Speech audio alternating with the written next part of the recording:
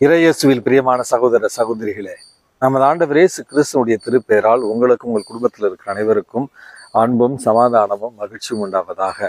அன்புமிக்கவர்களே, October மாதம் 24ஆம் தேதி சகாய அன்னையை நினைவு கூறுகிற அருமையான ஒரு தினம். இந்த ஒரு அருமையான ஒரு தினத்துல உங்களையும் உங்கள் குடும்பத்தில் இருக்கிற ஒவ்வொருவரையும் அன்னையினுடைய அந்த அருட்காவலில் ஒப்படைத்து குடும்பங்களை அன்னை மரியாள் வழி நடத்த இன்றைக்கு மன்றாடி செபிப்போம். அன்புமிக்கவர்களே, அக்டோபர் மாதம் 24ஆம் தேதி தாயாம் திரு அவை புனித மரிய கிளாரெட் என்பவருடைய நினைவு நாளை தான் கொண்டாடுகிறது. அன்புமிக்கவர்களே, இந்த புனித மரிய கிளாரெட் என்பவர் ஸ்பெயின் தேசத்துல பிறந்த ஒரு மாபெரும் புனிதர்.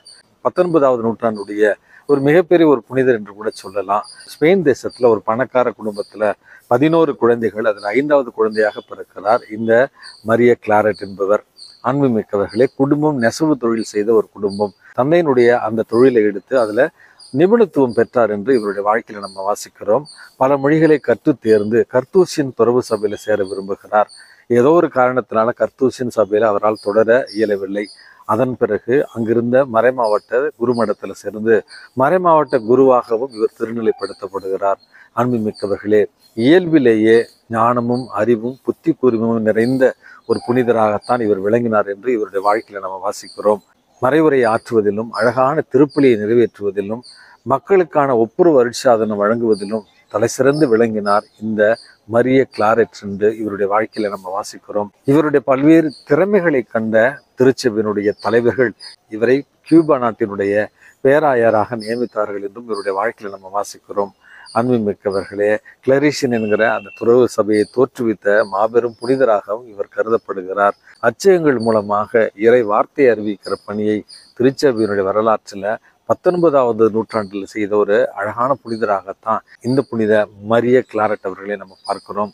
அன்புமிக்கவர்களே, இந்தியாவில் பல இடங்களில் கிளரிஷன் சபை குருக்கள் இன்றைக்கு பணியாற்றி கொண்டிருக்கிறார்கள்.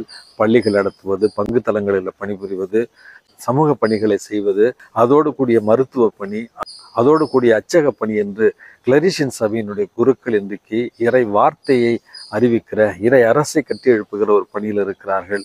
இவர்களுடைய பணி மென்மேலும் சிறந்து விளங்க இவர்களுக்காக தொடர்ந்து மன்றாடி செபிப்போம். இன்றைக்கு நமக்கு கொடுக்கப்பட்டிருக்கிற நற்செய்தி வாசகத்துல நமது ஆண்டவர் இயேசு கிறிஸ்து நம்மை பார்த்து கடிந்து கொள்கிறார். அதாவது எப்பொழுது மழை வரும், எப்பொழுது புயல் வரும், துல்லியமாக இவற்றை கணக்கிட முடிகிறது, வானிலை மாற்றங்களையும் அல்லது வானிலை நிலவரங்களையும்.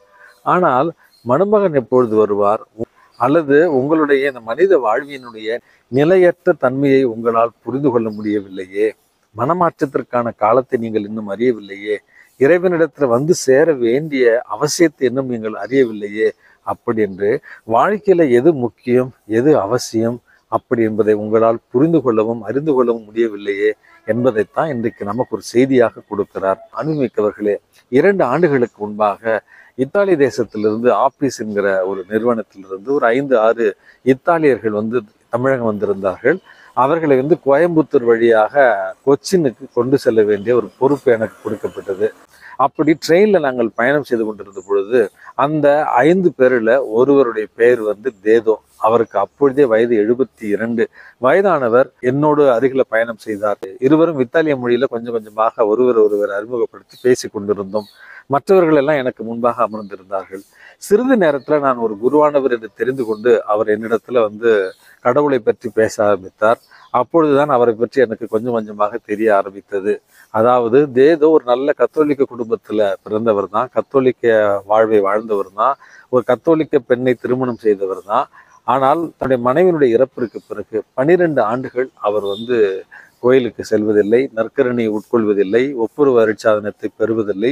கடவுள் மீதும் திருச்சபையின் மீதும் மனிதர்கள் மீதும் ஒருவித கோபத்தோடு இருந்தார். ஒரு 1/2 மணி நேரம் அவரிடத்துல பேசி கடவுளுடைய அன்பையும் மனமாற்றத்திற்கான தேவையையும் ஒப்புரவு அருட்சாதனத்தினுடைய உன்னதத்தையும் அவருக்கு நான் எடுத்து சொன்னேன். அந்த மனிதருடைய தேவையினுடைய முக்கியத்துவத்தை எண்ணத்துல கொண்டு அவருக்கு அந்த தொடர்வண்டி பயணத்திலேயே ஒப்புரவு அருட்சாதனத்தை வழங்கி அவருடைய பாவங்களை மன்னித்து கிறிஸ்துவுக்குள் அவரை மறுபடியும் நான் கொண்டு வந்தேன். அன்புமிக்கவர்களே, அவர் இத்தாலி சென்ற பிறகு என்னோடு தொடர்பில் இருந்தார். ஆனால் அவருடைய குடும்பத்தை சேர்ந்தவர்களுக்கு அப்படி ஒரு சந்தோஷம், அப்படி ஒரு மகிழ்ச்சி.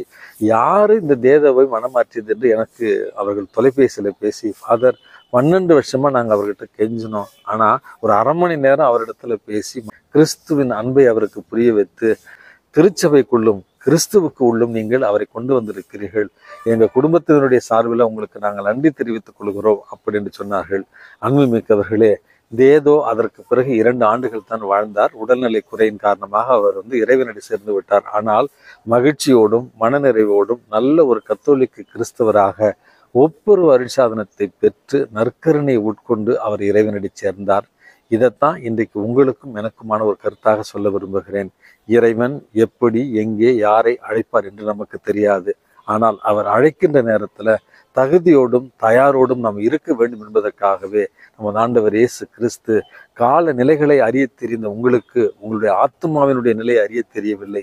கால நிலைகளை நிர்ணயிக்கிற உங்களுக்கு உங்களுடைய மனமாற்றத்திற்கான காலத்தை நிர்ணயிக்க முடியவில்லை அப்படி என்கிற ஆதங்கத்தோடு சொல்லுகிறார்.